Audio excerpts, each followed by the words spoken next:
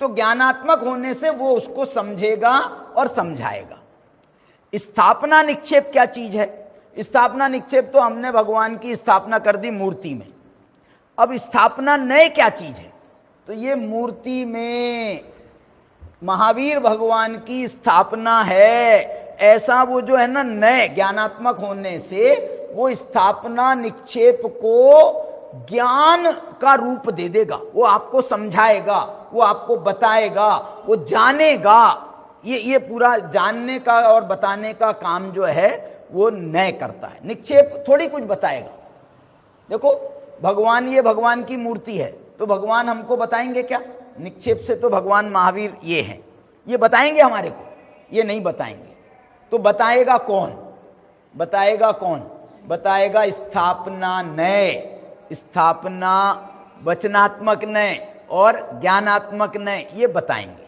इसी प्रकार से द्रव्य, द्रव्य निक्षेप में ये, जैसे ये चीज जो है ना, ये द्रव्य निक्षेप कहलाती है।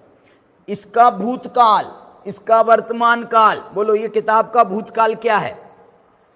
ये किताब का भविष्य काल क्या है? क्या है बोलो? है नहीं?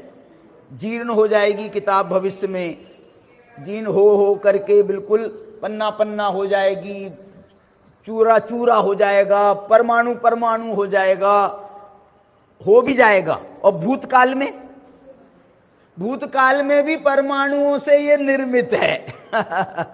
तो ये द्रव्य निक्षेप जो है भूत भविष्य सबको विषय बनाने वाला होता है।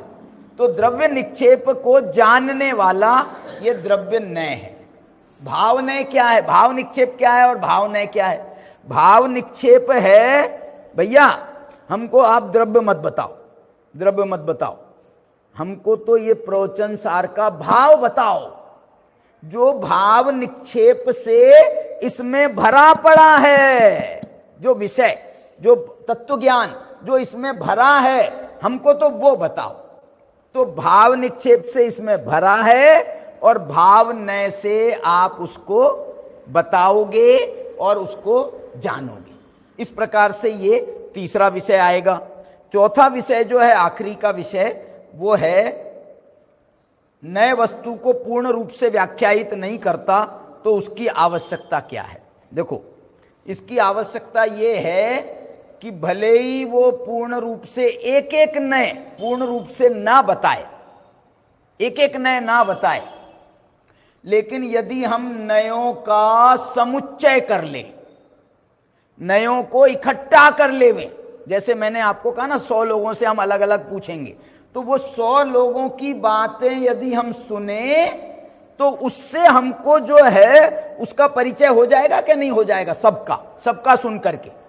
एक का सुनेंगे तो देखो जो कोर्ट होता है ना, न्यायालय होता है, तो उसमें वाद विवाद माने विवाद जाता है कोई, तो दो पक्ष जाते हैं तो कोर्ट एक की बात सुन करके निर्णय दे देता है कि दोनों की बात सुन के निर्णय देता है, दोनों की बात सुन के निर्णय देता है।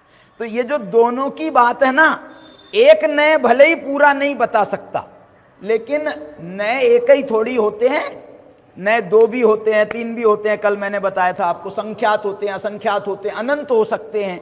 तो वो सारे नयों मिलकर के जितने भी हमारे को सामने आ सकते हैं, उनको मिलकर के हमको वस्तु स्वरूप का ज्ञान हो सकता है। इसलिए एक नए पूरा वस्तु का स्वरूप भले ही ना बताए, लेकिन प्रमाण जो है वो नयों के समूह का नाम है, तो उसके माध्यम से हमको पूरी वस्तु समझ में आ सकती है।